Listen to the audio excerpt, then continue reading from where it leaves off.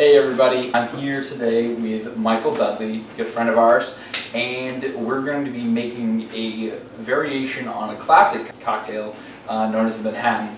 For those of you who don't know what a Manhattan is, it's one of my drinks of choice. It's really tasty. It's a whiskey-based cocktail, usually made with bourbon, and red vermouth is the mixer. It's a spirits-only cocktail. It's quite nice. And then you garnish with a cherry. So people, because it's garnished with a cherry, have often seen it as like a lady drink, but it's actually mostly whiskey. And I don't know what's very ladylike about that. But anyway. Depending on the lady. Depending on the lady, right. Of course. So these are our ingredients that we're going to be using today. We have two different bourbons. We're going to talk about the merits of those two different bourbons. And then to take the place of our vermouth, we have this Orleans herbal cider infused cider wine. And Shannon and I tried this at a food and wine festival a couple years ago, and we had it. And we were in love with it, and we knew we had to make Manhattans with it. And then we recently you guys picked this up. Yeah, we picked it up in Greenfield at whatever that. Ryan and Casey's. Ryan and Liquors. Casey's. 30% off. 30% off. Great liquor store. Find a liquor store that works for you. And I'm gonna take a look at this first of all, just as its own ingredient.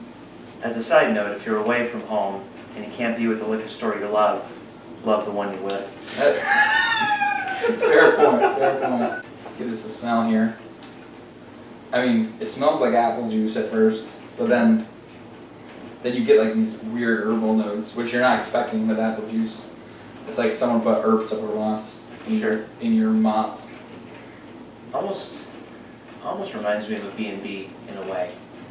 Yeah, Benedictine brandy, another liqueur blend that has very prominent herbal notes. Go ahead and have a sniff, give it a sip. This is a very dry cider wine, very tart. It'll make you pucker if you drink it straight.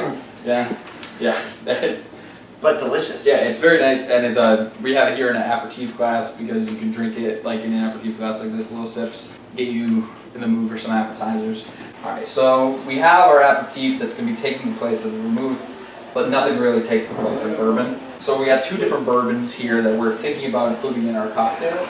We have Jefferson's, and this is certified single barrel straight bourbon whiskey, certified by the state of New Hampshire, one of my favorite states, and one of my favorite liquors. So that is looking like a pretty good choice right now.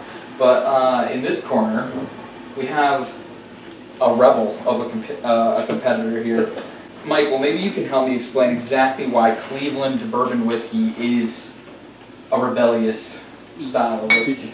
So rather than age a batch of bourbon in the barrel for a long period of time, Cleveland bourbon uses a chemical technique, forced oxidation, to age their bourbon in a little under, 4 months? Yeah, something outrageous like that. Right, and so their bourbon is fresh from the fermenting process into the bottle in comparison to another bourbon. Now, that said, a lot of people probably think, oh, well, that's not the way you do it. You've always got to age bourbon in a barrel. But their bourbon holds up, I think, to any bourbon you could buy that's been aged. Right. It's not made in Kentucky, so it can't bear the Kentucky moniker. Kentucky straight, yeah. But it could certainly compete. And I like it straight. I also like it in any bourbon. I was really blown away the first time I had this, knowing that it was only 4 months old or whatever. I was like, I couldn't believe there's the depth, the richness, and even some of the oaky flavors. You'd think if it wasn't aged in oak, you wouldn't get any of the oaky flavors. But it's aged with like some oak panels and stuff like that. Oak chips. Oak chips, yeah. So this is amazing. I'm tempted to go Cleveland just because. Take the risk. But yeah, well, why don't we give them a taste test here? See what we like. I brought this to the Jeffersons to a party that baked mint juleps. I highly recommend it for that application, but for this one, we'll see. First of all, I'm gonna come up a little bit closer to the camera right here. Why don't you meet me at the lake here? Just look at this. You know what it reminds me of? What am I thinking of right now? Cause Grant's like me. He's a digger.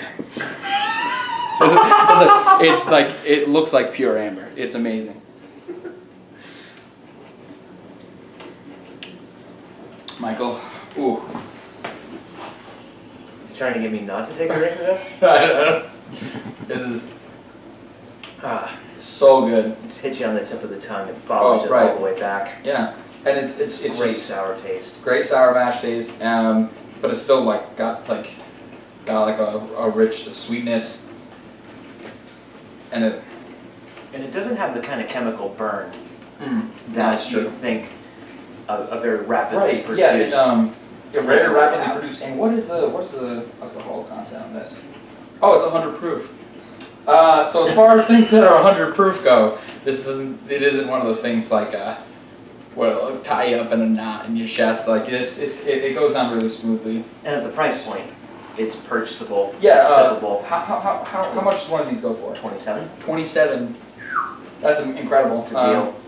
I remember my old liquor store used to carry Buffalo Trace for 27. Now it's up to 29, and those $2 seem so expensive. It seems so much more expensive now that it's 29, not 27. Do you want me to rinse that out for the Jeffersons? I'll rinse it. Go ahead. You open up that bottle. All right. Now the Jeffersons, if you pick it up, is going to be along the lines of your Maker's Mark, your Buffalo Trace. It's going to be a little smoother. It's going to be a little more sour on the finish, like a lot of aged Kentucky bourbons are. But that said, these guys, I think, have it knocked out because they keep their batches very small. Smaller than Maker's Mark, smaller than Knob Creek, a lot of those producers and distillers. What you'll notice is this is also a lower proof. This is 41% ABV, so a little bit smoother than your typical bourbon, although still tasty.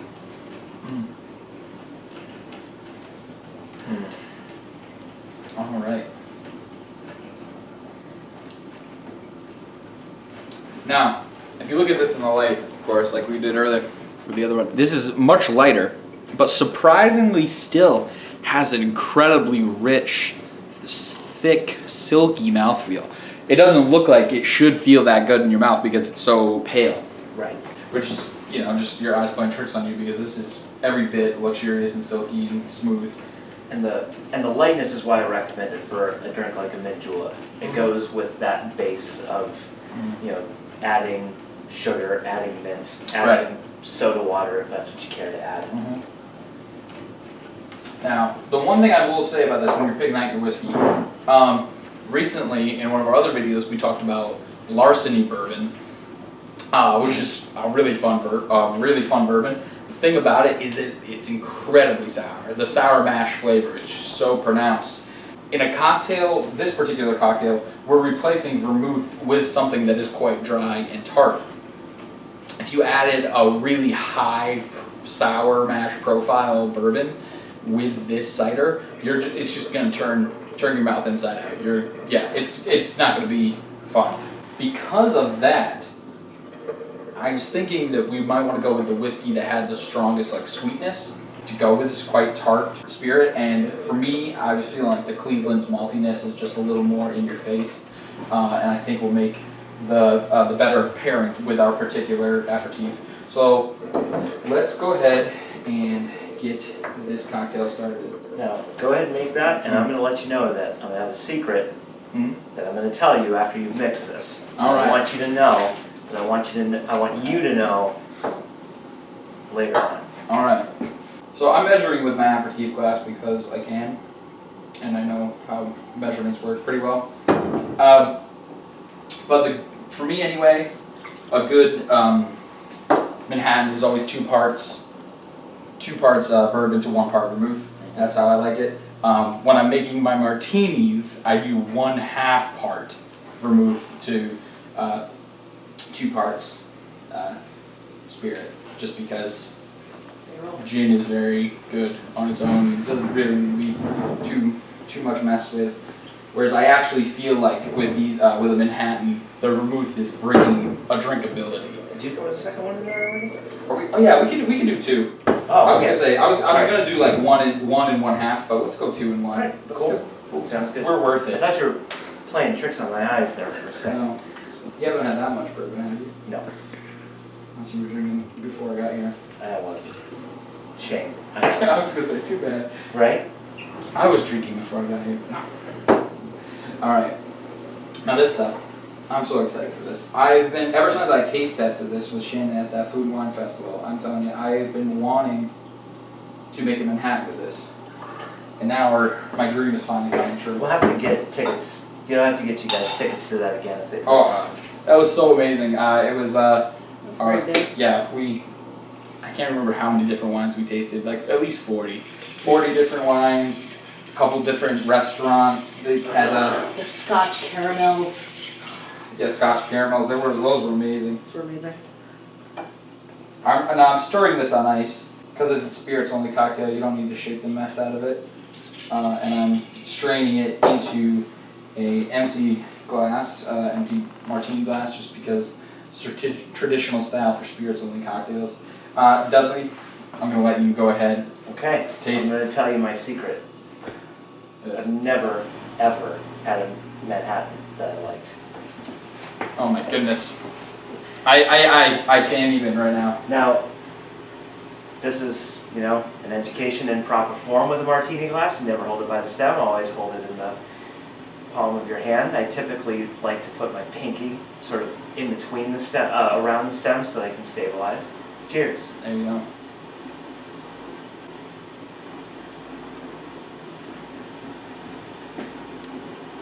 Oh, Alright. oh, that's excellent. It doesn't do what vermouth typically does to that sour mash, which is to mute it. It instead complements it very nicely. Wow, okay. It's awesome. Let's bring this That's into the light. awesome. Let's take a look at this in the light. See with the color. Now, just don't leave this out on the counter in front of your kids, because this doesn't look like anything that kids shouldn't have. It looks like apple juice. It just looks like straight up apple juice. All right. That's awesome. Yeah. It's this is all right. I knew this was gonna be good. All right. I knew this was gonna be good. But that being said, wow. Wow. So I feel kind of like a schmuck right now for not having as many words as I want. So first of all, the stirring on the ice, the little bit of water got diluted into the cocktail, opened up the whiskey so nicely.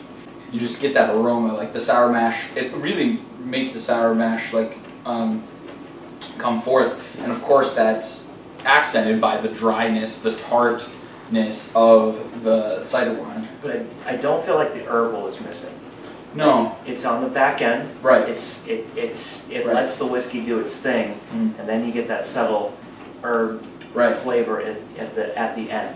So that kind of takes a back seat to the whiskey, especially with the Cleveland choice.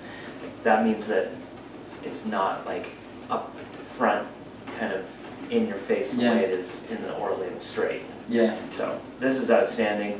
It's a very nice alternative to vermouth, which I can't stand. Yeah, vermouth is a very polarizing thing, and I think that this has some of the herbal notes that makes it rich and full-bodied. It doesn't feel quite as pharmaceutical, I would say. Yes. Sometimes people criticize vermouth as being like an old-style cough syrup. Which is strange, because I like Moxie, which other people think is just made cough syrup.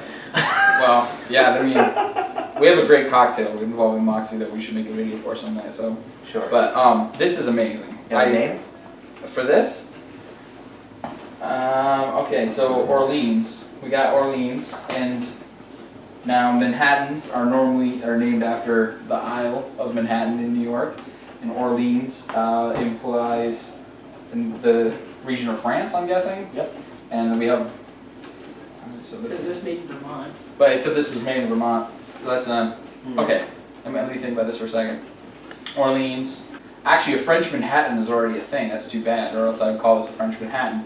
A French Manhattan is made with rye whiskey and a splash of Chambord rather than. Those things. Yeah, we'll probably make one next. What about an Acadian Manhattan? A Canadian Manhattan? Acadian. Acadian. Acadian. Right. Kind of like. I'm not mad. arguments to I'm not mad at that. Acadian Manhattan, Acadian Manhattan. Alaska. Yeah. And if you can't figure out a name to call it, you can just call it really tasty. Call it drunk. And so, thank you, ladies and gentlemen, for tuning in. If you try making this cocktail at home, let us know how you like it. Let us know if you have any suggestions for cocktails of your own. Until the next time, keep it here locked, and the proof is in the concept. I'm Tyler Sweeney. I'm Mike Dudley. Cheers.